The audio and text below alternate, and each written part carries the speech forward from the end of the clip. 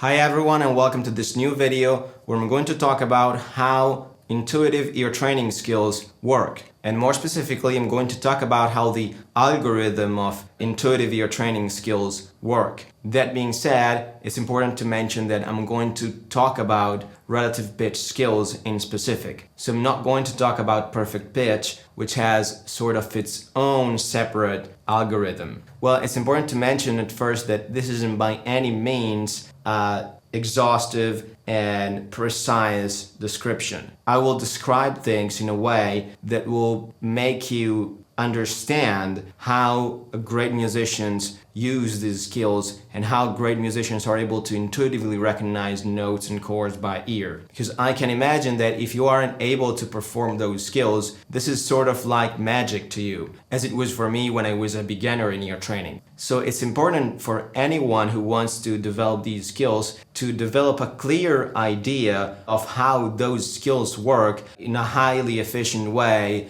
in those musicians who have developed them to a great extent. So you can understand what exact goal you should have and what to aim for. Thus, this will help you avoid all the nonsense ear training exercises that a ton of people, a ton of ear training students, a ton of musicians practice. And this is the reason why I'm making this video, in order to help you understand how this works so that you can really focus only on the things and the exercises and the activities that will really move you forward in that direction. I hope that's clear and that you understand that. So this is just an explanation to help you understand this thing. It would not be by any means a precise explanation of what's happening in someone's head when performing ear training tasks, because that would be far too difficult to even comprehend at first and surely impossible to explain in a video like this. So that being said, this video is going to help you a lot, I think. So be sure to stick around till the end of it. And please leave your questions in the comment section below if you find that you can't understand something. Okay, so let's talk about how our relative pitch algorithm works. So the first thing that we need to understand is how the ability to identify notes and chords works on a broad perspective, okay? And so the main mental action that happens in the mind of a great musician when he tries to figure out a note or a chord, etc., is narrowing down the possibilities of what that note or that chord could be. And I'm describing this like if it was an intentional action. But really, when you're trained, this happens subconsciously. Just the intention of willing to recognize something puts you in that frame of mind where you try to narrow down the possibilities,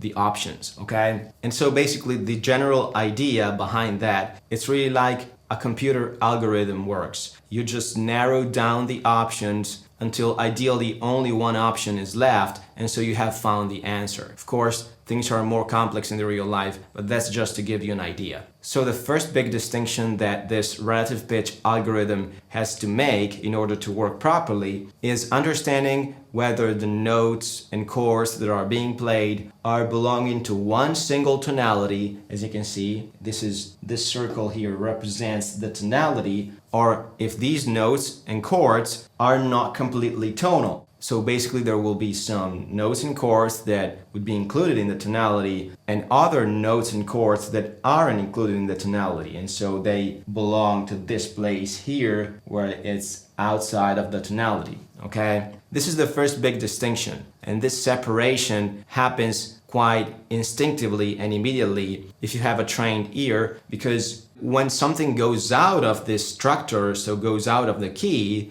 it's very obvious because we have a sort of expectation of how the sound of the key is, and so we expect everything to be in the key, naturally speaking, and this makes it easy for us to really recognize when something goes out of the key, because this structure that we expect to be in place is broken. It's like seeing a white wall with a black dot on it. So it's an immediate feeling of, oh, this note or this chord, etc., is going out of key in some way. So this is the first separation that a great relative pitch algorithm do.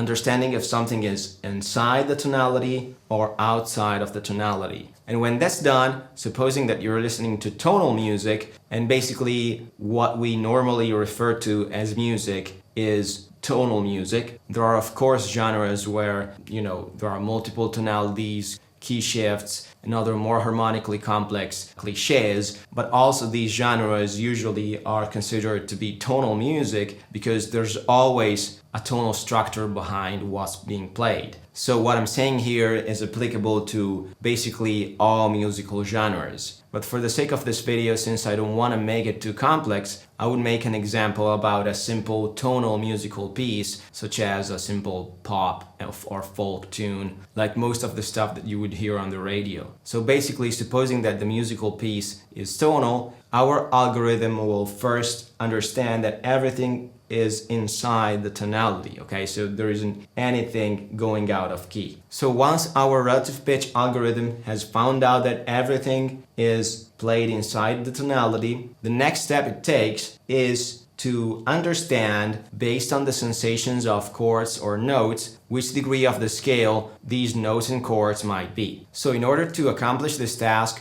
of recognizing the degree of the note or the chord, our algorithm will narrow down the options further based on the sensation that the note or the chord has. So let's see how that's done. In order to make this explanation simple to understand, I've included 4 main characteristics that a note or a chord could have. As you can see, there are basically 2 groups of characteristics. One group is about whether the note or the chord is stable or unstable, okay, as you can see here. The other groups of 2 variables is whether the note is happy, note or chord is happy, or sad. So these variables are all sensation based, okay? We perceive whether a note is stable or not stable on a sensation level, and the same for happiness and sadness. And the important thing to understand is that these 4 variables gives us a total of 4 possibilities, of 4 options. Basically, we can have a stable note that's happy and a stable note that's sad. Same for chords, obviously. And we can have an unstable note or chord that's happy, or an unstable note or chord that's sad. So at this point, the algorithm has 4 options to choose from. So let's make some real-life examples of notes and chords that belong to those 4 main categories. An example of a stable note that's happy is the 1st degree of the major key, okay? Or the 1st degree chord of the major key. Whereas an example of a stable note that's sad is the 6th degree of the major key, which is also the tonic of the relative natural minor key. Whereas, for example, an unstable note or chord that's happy could be the 5th degree of the major key. If you listen to that chord, you can definitely hear that it's unstable because it's the dominant chord, and at the same time, it's not sad because it's a major chord indeed. So this is an example for that. Lastly, an example of an unstable note or chord that's sad is, for example, the 3rd degree of the major key, because it's a minor chord and it clearly has a tensive feeling to it. It doesn't want to stay there. It usually wants to solve on the 6th degree. Indeed, the 3rd degree of the major key is the 5th degree of the relative natural minor key. So as you can see, each one of the notes and chords included in the key has its own specific sensation, and the algorithm is able to narrow down on the specific sensation that the note has so that it can tell, okay, this is the note or chord that we're listening to. And if it's done in this way, it becomes very fast and intuitive. As you can see, there isn't any thought process related to interval-based thinking, and so you shouldn't practice interval-based exercises to be able to do this. Indeed, interval-based exercises really prevent you from being able to learn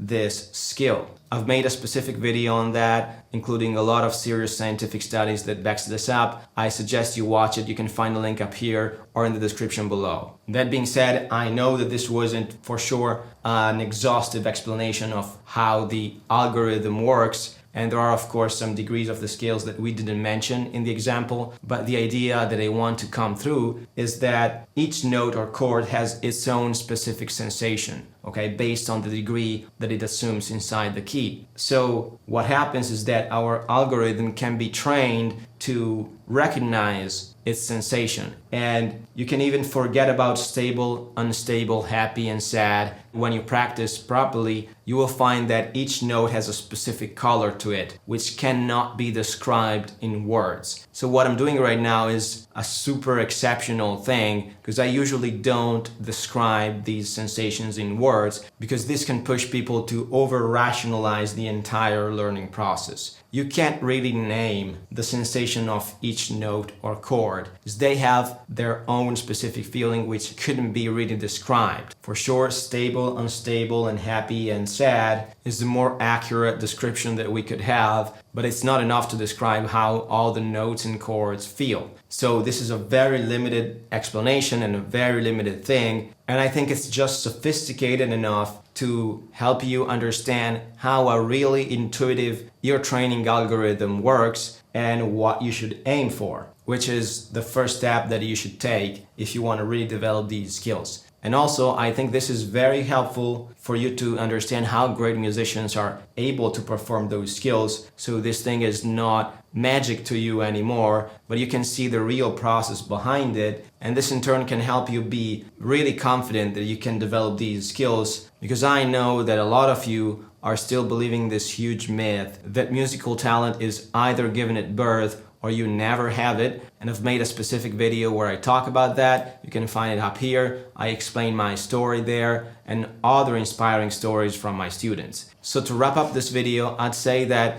in order for your relative pitch algorithm to develop properly, it's extremely important that you internalize the sensations that notes and chords assume in musical context. Because as I've just explained, our algorithm is guided by those sensations. And this means that you shouldn't think about distances, you shouldn't think about anything. You should just listen for the sensations of happiness, sadness, tension, release, etc. And I understand that this is a very simple and broad advice, whereas ear training is a very serious and complex activity that should be done in a guided way. If you're interested in that, I really suggest you check out our website, where you will find our free and paid courses. All the relevant links are in the description section below. I think that's all for this video. I thank you for watching. Please leave a like if you like the content, subscribe to the channel, and don't forget to leave your questions in the comment section below. Thank you. Bye.